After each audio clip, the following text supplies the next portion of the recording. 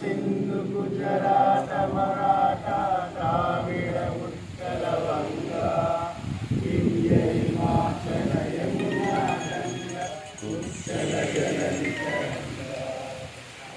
तरंगा में जागे तव शुभ आशीष मांगे गावे तव जय गाथा जनगण मंगलदायक जय हे भारत भाग्य विधाता जय हे जय हे जय हे जय जय जय जय हे डाउन రమేష్ నాయక్ రాజకీయ చిత్తూరు మండలం నుంచి తమ్ముడు రమేష్ నాయక్ అదేవిధంగా విజయ్ అన్న గారిని రవికుమార్ అన్న గారిని కూడా రావాల్సిన గుర్తులు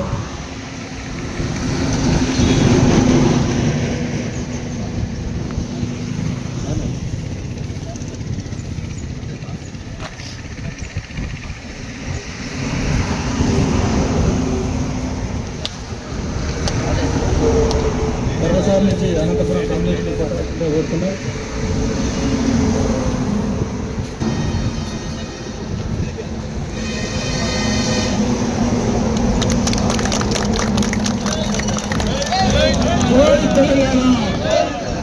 జై తెలంగాణ, కేసీఆర్ గారి నాయకత్వం, డాక్టర్ రాజన్న గారి నాయకత్వం. జై తెలంగాణ, జోహార్ తెలంగాణ విద్యార్థి అమరులకు, జోహార్ తెలంగాణ అమరులకు, జై తెలంగాణ. కేసీఆర్ గారి నాయకత్వం, కేటీ రామారావు గారి నాయకత్వం. యావత్ తెలంగాణ రాష్ట్రాన్ని తిరిగే అవకాశం వచ్చి తెలంగాణ రాజన్నగా ప్రజలు చూపించిన ఆదరణ, దానికి పరాకాష్ట సీఎం గారు మరి ప్రియతమ కల్వకుంట్ల చంద్రశేఖరరావు గారు నన్ను పిలిచి జూన్ 1వ తారీఖు నాడు పిలిచి అందరం కూడా మరి సార్ని కలవనికి పోయినప్పుడు అందరు నమస్తే చెప్పి పక్కన కూర్చోండి, రాజయ్యను కూర్చో అని చెప్పేసి పక్కన కూర్చోబెట్టుకొని మరి ఒక గొప్ప మాట మాట్లాడడం జరిగింది. రాజయ్య, నువ్వు మంత్రి అడుగుతున్నావు కానీ నువ్వు మంత్రితో పాటు ఉప ముఖ్యమంత్రి అవుతున్నావు, రేపటి వరకు ఎవరు కూడా చెప్పొద్దు అని చెప్పేసి గొప్పగా ఒక మాట చెప్పడం నా జీవితంలో మర్చిపోలేని సంఘటన. ఆ రకంగా జూన్ 2వ తారీఖు నాడు గన్పూర్ నియోజకవర్గానికి ఒక ప్రత్యేకం. గన్పూర్ నియోజకవర్గానికి తెలంగాణలోనే ఉద్యమంలో త్యాగాలలో గణపురం ముందున్నది కాబట్టి మరి ఆ రకంగా కేసీఆర్ ముఖ్యమంత్రిగా మీ అందరి ఆశీస్సులతో గెలిచిన నేను ఉప ముఖ్యమంత్రిగా ప్రమాణ స్వీకారం చేయడం జరిగింది. సహకరించిన ప్రతి ఒక్కరికి దేవుడితో సమానమైన కేసీఆర్ గారికి, ఎందుకంటే it is a historical event. ఎందుకంటే తరతరాలుగా తెలంగాణ ఉన్నంత కాలం is the first deputy CM of Telangana, is the first CM of Telangana అంటే ఈ రెండు పేర్లు అట్లా ఉండిపోతాయి కాబట్టి ఆ రకంగా మరి కేసీఆర్ గారు ఇచ్చిన వరం నాకు.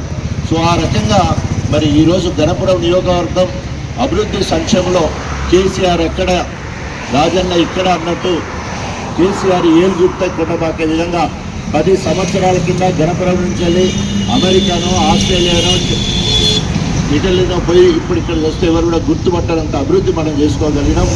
ఆ రకంగా కేసీఆర్ గారి ఆశీస్సులతో మరి ఉప ముఖ్యమంత్రిగా వైద్య ఆరోగ్య శాఖ మంత్రిగా ఉంటే 150 మంచాల సూపర్ స్పెషాలిటీ హాస్పిటల్ తీసుకురాగలిగినాం. హెల్త్ యూనివర్సిటీ వరంగల్ తీసుకురాగలిగినాం. అదేవిధంగా పీడియాట్రిక్ ఇంటెన్సివ్ కేర్ యూనిట్ దాదాపు 23 కోట్లతో పిల్లల వైద్యులుగా నేను పనిచేసిన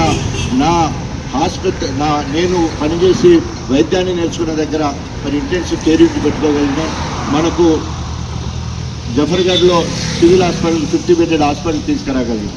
ఎందుకు వైద్యం గురించి చెప్తున్నానంటే ఈరోజు కేసీఆర్ గారు వైద్యానికి పెద్దపీట వేసి న్యూట్రిషన్ కిట్ కావచ్చు, కేసీఆర్ కిట్ కావచ్చు, ఆడపిల్ల పుడితే 13,000, కొడుకు పుడితే 12,000 అన్ని ఇన్స్టిట్యూషనల్ డెలివరీ కావడం కోసం భారతదేశ చరిత్రలో అత్యధికంగా ఇన్స్టిట్యూషనల్ డెలివరీస్ ఎక్కడైనంటే తెలంగాణలో అయిన పరిస్థితి మనకు కనబడుతూ ఉన్నది. ఆ రకంగా వైద్య రంగాన్ని దేశంలో నెంబర్ 1 చేయడం జరిగింది. అదేవిధంగా వ్యవసాయ రంగాన్ని ఒకసారి చూస్తే ఈరోజు కేసీఆర్ గారు మరి రాకముందు 70-80 లక్షల ఆయకట్టు ఉంటే దాదాపు 2,70,00,000 వానకాలము దేశానికి కలిసి పట్టించే స్థాయికి 70-80 మెట్రిక్ టన్నుల ధాన్యం పండే పరిస్థితి ఉంటే 3 కోట్ల మెట్రిక్ టన్నుల ధాన్యం పండించి భారతదేశానికి అన్నపూర్ణగా తీసుకుపోయి ఈరోజు హర్యానా పంజాబ్ను తన్నే విధంగా మొదటి స్థానానికి పోయినామంటే కేసీఆర్ గారి ఆలోచన. ఒకటి, రైతును రాజును చేయాలనే ఉద్దేశంతో రైతులకు 24 గంటల ఉచిత నాణ్యమైన కరెంటు భారతదేశం లెక్క లేదు. రైతుకు 10,000 ఎకరాకు రైతు బంధు పేరు మీద దాదాపు 11 విషయాలు మొత్తం 73,000 కోట్ల రూపాయలు డైరెక్ట్ ఖాతాలో పడే విధంగా చేయడం జరిగింది. అది భారతదేశం లెక్క లేదు. రైతు బీమా పేరు మీద రైతు చనిపోతే 5 లక్షలు ఇచ్చే కార్యక్రమం అది భారతదేశం లెక్క లేదు. ఆ రకంగా ఐక్యరాజ్య సమితి సైతం మెచ్చుకునే విధంగా మరి తెలంగాణ రాష్ట్రం రైతును రాజును చేయడానికి, రైతు ఆత్మహత్యలు నివారించడానికి అనేక కార్యక్రమాలు చేసి ఈరోజు వ్యవసాయ